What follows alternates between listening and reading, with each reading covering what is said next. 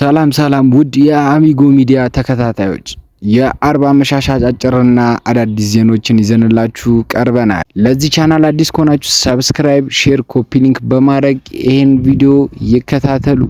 በመጀመሪያም ማንቸስተር ዩናይትድን የተመለከቱ ጉዳዮች እናቀርብላችኋለን። ፖርቹጋላዊው የማንቸስተር ዩናይትድ አማካኝ ብሩኖ ፈርናንዴዝ ከሳምንት በፊት ሮይ ኪን እርሱን አስመልክቶ ስለሰጠው አስተያየት ተጠይቆ ተከታዩን ምላሽ ሰጥቷል። ሁሉም ሰው የራሱ ሐሳብ አለው። የሁሉንም ሰው ሐሳብ ማስቀየር አልችልም። እኔ ማድረግ የምችለው ሁልጊዜ ወደ ሜዳ ስገባ ምርጡ ብቃቴን ማሳየት ነው ያለው ብሩኖ ፈርናንዴዝ። ሮይ ኪን በእግር ኳስ ታሪክ ከታዩ ምርጥ አምበሎች አንዱ ነው። ከዚህ ክለብ ታሪካዊ ተጫዋችም ውስጥ ይጠቀሳል። እኔ እንደ ሁሉም ሰው ለእርሱ ትልቅ ክብር አለኝ ሲል ብሩኖ ፈርናንዴዝ ተናግሯል። ትላንትና ምሽት ማንቸስተር ዩናይትድ ሪያል ሶሴዳድን በሜዳው አስተናግዶ 4-1 በሆነ ሰፊ ውጤት ካሸነፈ በኋላ በጨዋታው ላይ አንድ ጎል ያስቆጠረው ዲያጎ ዳሎት እንዲህ ሲል ተናግሯል። ለፍጹምነት የተቃረበ ብቃት አሳይተናል። ከዚህ የበለጠ በርካታ ግቦችን ማስቆጠር እንችል እንደነበር አስባለሁ ሲል የተናገረው ዲያጎ ዳሎት ሩብ ፍጻሜውን በመቀላቀላችን ደስተኞች ነን፣ ይሄ ትልቁ ዓላማችን ነበር ሲል ተናግሯል። ባለፉት ጥቂት ወራት ማንቸስተር ዩናይትድን መደገፍ ምን ያህል አስቸጋሪ እንደሆነ አውቃለሁ። ሆኖም እኛ ሁላችንም ነገሮችን ለመቀየር በደንብ እየሰራን ነው ሲል ተናግሯል። ግብ በማስቆጠር ደስተኛ ነኝ። ጥሩ አጨራረስ አሳይቻለሁ። የራስሙስ ሆይሉንድ ድንቅ አሲስት አድርጓል። በአጠቃላይ ምርጥ የቡድን ጎል ነበር ሲል ዲያጎ ዳሎት ተናግሯል። ከትላንትና ምሽት የአውሮፓ ሊግ ጣፋጭ ድል በኋላ የማንቸስተር ዩናይትዱ አሰልጣኝ አለቃ አሞሪም እንዲህ ሲል ተናግሯል። ዛሬ አንዳንድ ችግሮች ቢኖርብንም የወደፊት ማንቸስተር ዩናይትድ ምን አይነት ቡድን ሊሆን እንደሚችል ፍንጭ ሰጥተናል ሲል የተናገረው አሰልጣኙም ጋርናቾ በቀኝ ክንፍ በኩል በርካታ ድንቅ ነገሮችን ማድረግ እንደሚችል አሳይቶኛል። ይህም ከግራው ይልቅ በዚሁ እንዳሰልፈው አድርጎኛል።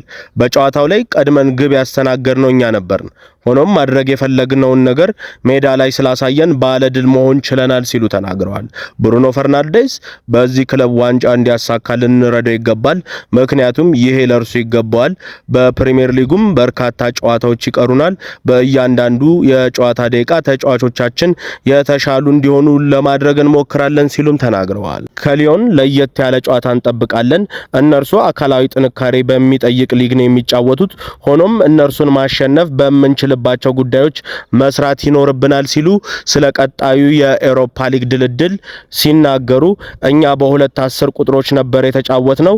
ሩጫዎችን ማድረግ የሚችልና የተቃራኒ ቡድኖች ተጫዋቾችን መሳብ የሚችል ተጫዋች ያስፈልገን ነበር። ሆይሉንድም ይሄንን አድርጓል ሲሉ ተናግረዋል። እርሱ በጨዋታው ላይ አሲስት ማድረግ ችሏል። ሆኖም አሁንም ቢሆን አንድ ያላሳካነው ነገር ግብ ማስቆጠር አለመቻሉን ነው።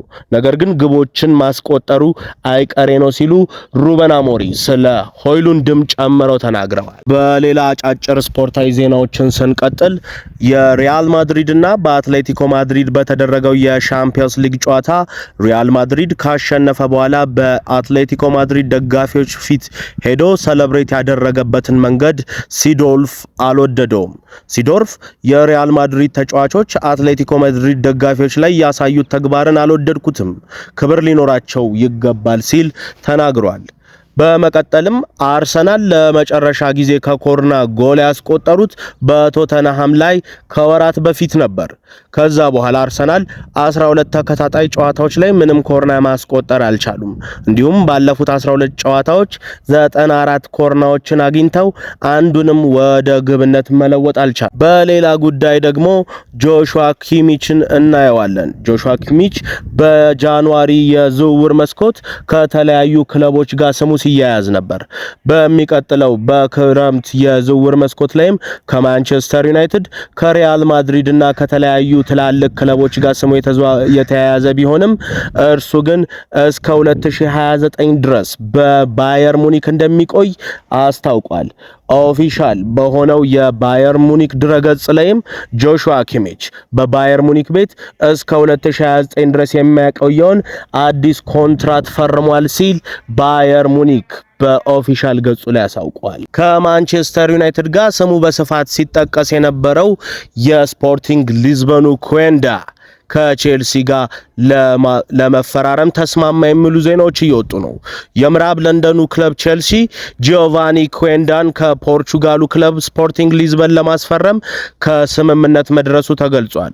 በሁለቱ ክለቦች መካከል በዝውውሩ ዙሪያ ከሙሉ ስምምነት የተደረሰ ሲሆን ተጫዋቹም በመጪው ክረምት ሰማያዊዎቹን እንደሚቀላቀል ተዘግቧል። ማንቸስተር ዩናይትድ ለወራት ያክል የተጫዋቹን ሁኔታ ሲከታተል የቆየ እንደነበር የሚታወስ ሲሆን ባልታሰበ መልኩ ሰማያዊዎቹ እጃቸውን ወደ ዝውውሩ በማስገባት ተጫዋቹን የግላቸው ለማድረግ በእጅጉ ተቃርበዋል ሲል ዘገባውን ፋብሪዚዮ ሮማኖ ዘግቦታል።